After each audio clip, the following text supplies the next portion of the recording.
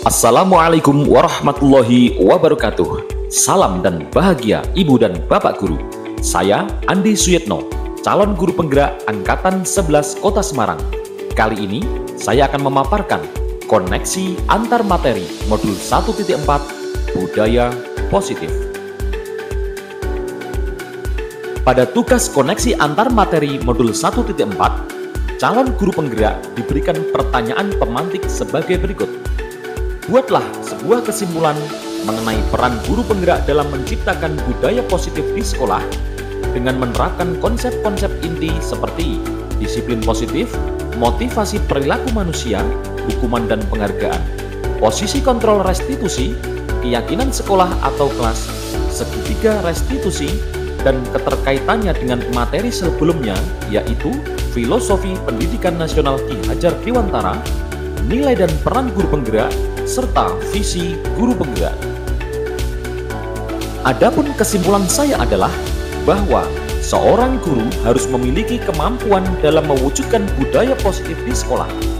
Adapun konsep inti budaya positif adalah sebagai berikut. 1. Disiplin positif. 2. Motivasi perilaku manusia. 3. Posisi kontrol restitusi. 4. Keyakinan sekolah atau kelas. 5. Segitiga restitusi. Disiplin positif. Disiplin positif adalah pendekatan disiplin yang mengajarkan tentang tanggung jawab kepada anak dan mengembangkan kesadaran diri berdasarkan nilai-nilai kebajikan. Disiplin positif lebih mengarahkan kepada sikap disiplin diri sehingga dapat mengontrol diri dalam melakukan segala tindakan. Disiplin diri dapat membuat murid menyadari bahwa segala tindakan disiplin berasal dari motivasi internal, bukan karena hukuman ataupun pujian. Motivasi perilaku manusia. Ada 3 motivasi manusia dalam berperilaku. Yang pertama, menghindari ketidaknyamanan atau hukuman. Yang kedua, mendapatkan imbalan atau penghargaan dari orang lain.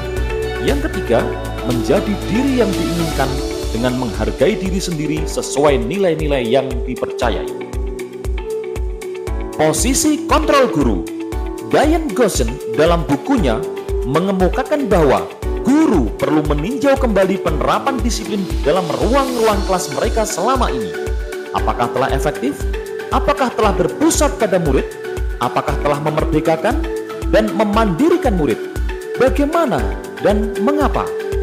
Melalui serangkaian riset dan berdasarkan pada teori kontrol Dr. William Glasser, Goshen berkesimpulan ada 5 posisi kontrol yang diterapkan seorang guru, orang tua, ataupun atasan dalam melakukan kontrol. Yang pertama, posisi penghukum. Yang kedua, posisi pembuat rasa bersalah. Yang ketiga, posisi teman. Yang keempat, posisi pemantau. Dan yang kelima, posisi manajer. Dan seharusnya guru berada pada posisi manajer. Sebagai manajer, guru dapat berkolaborasi dengan murid dalam segala kegiatan pembelajaran. Guru juga dapat mempersilakan murid untuk bertanggung jawab dan selalu mendukung murid dalam menemukan solusi permasalahan. Guru sebagai manajer juga dapat menuntun murid sebagai manajer bagi dirinya sendiri melalui teknik segitiga restitusi. Keyakinan sekolah atau kelas. Guru berperan menuntun murid dalam menyusun keyakinan kelas melalui diskusi dan sesuai kesepakatan guru dan murid.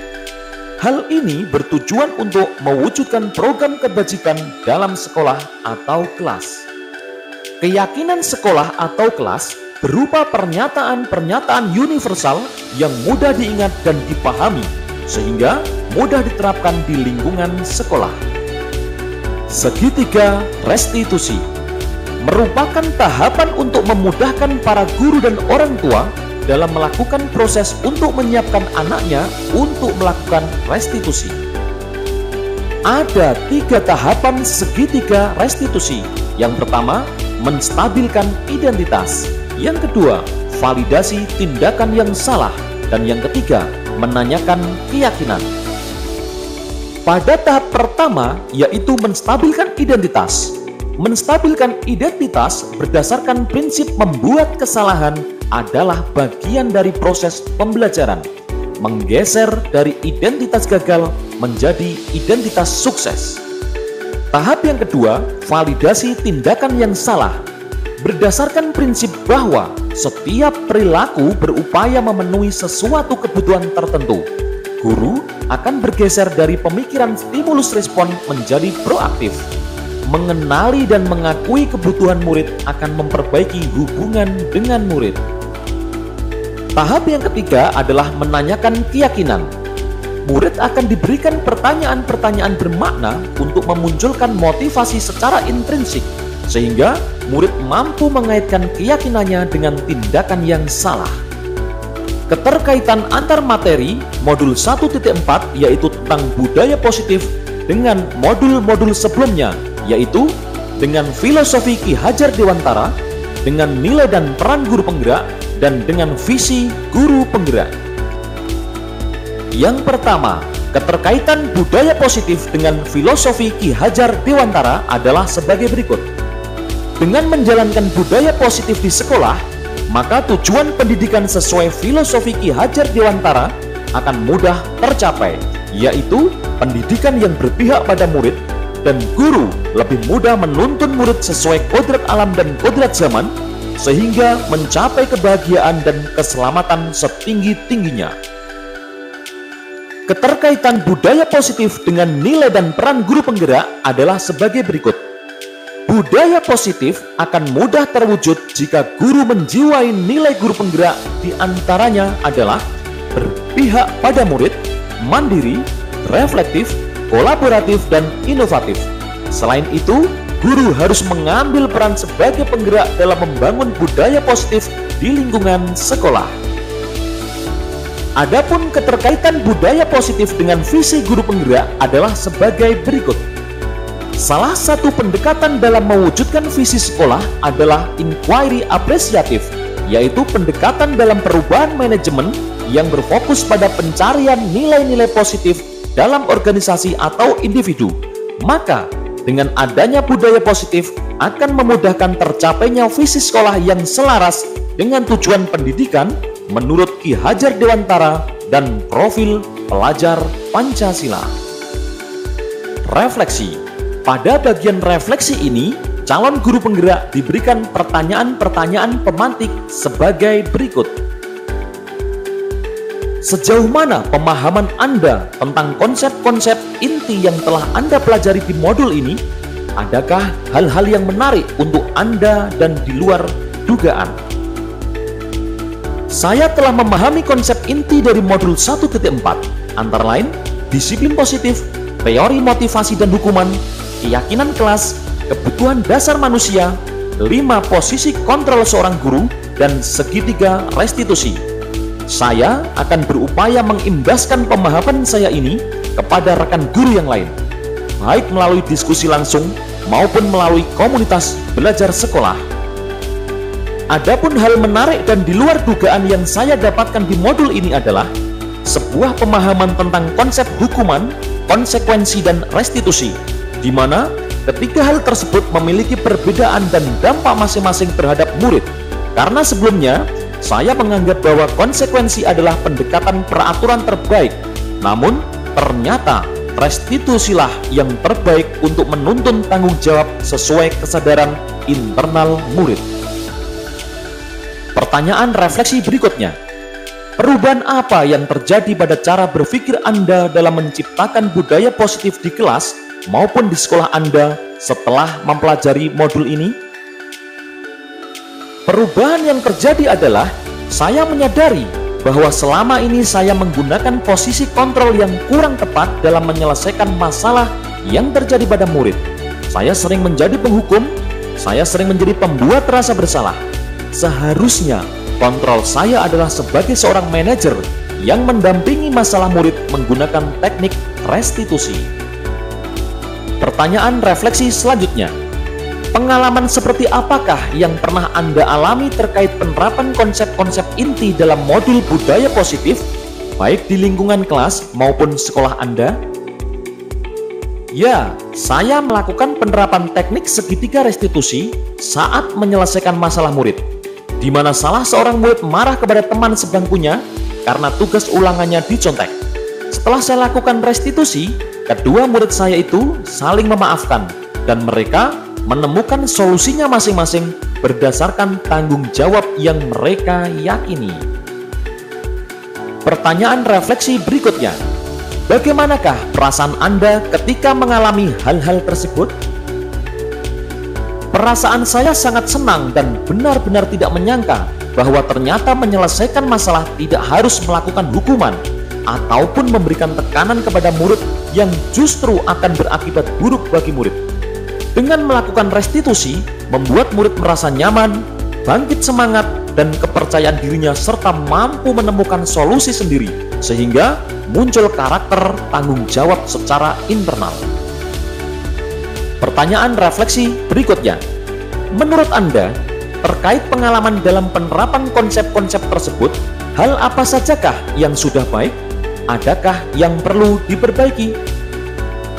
Menurut saya, hal baik yang sudah terlihat adalah munculnya motivasi intrinsik dari murid untuk mewujudkan budaya positif melalui keyakinan-keyakinan kelas yang sudah disepakati setelah mendapatkan pendampingan melalui pendekatan restitusi. Hal yang perlu saya tingkatkan adalah bahwa saya harus lebih bersabar dalam mendampingi permasalahan siswa agar saya mampu memposisikan diri sebagai manajer dalam melaksanakan restitusi. Pertanyaan refleksi berikutnya. Sebelum mempelajari modul ini, ketika berinteraksi dengan murid, berdasarkan 5 posisi kontrol, posisi manakah yang paling sering Anda pakai? Dan bagaimana perasaan Anda saat itu? Setelah mempelajari modul ini, posisi apa yang Anda pakai? Dan bagaimana perasaan Anda sekarang? Apa perbedaannya?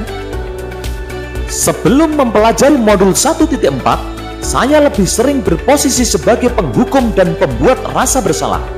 Perasaan saya yang muncul adalah emosional dan sering ikut merasakan beban yang dirasakan murid saya.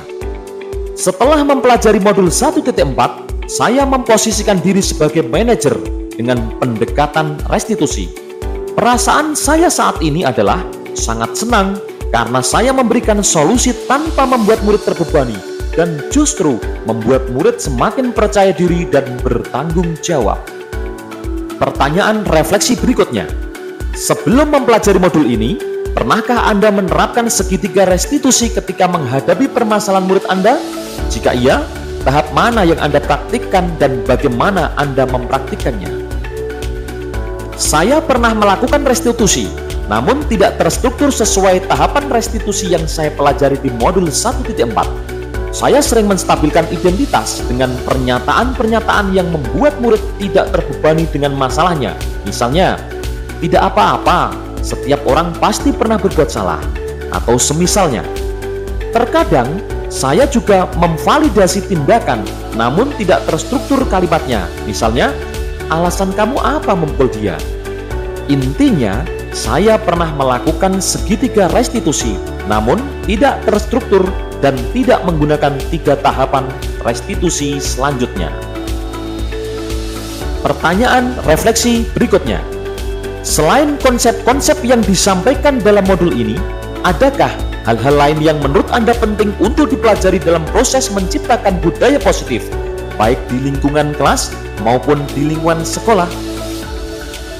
Ada.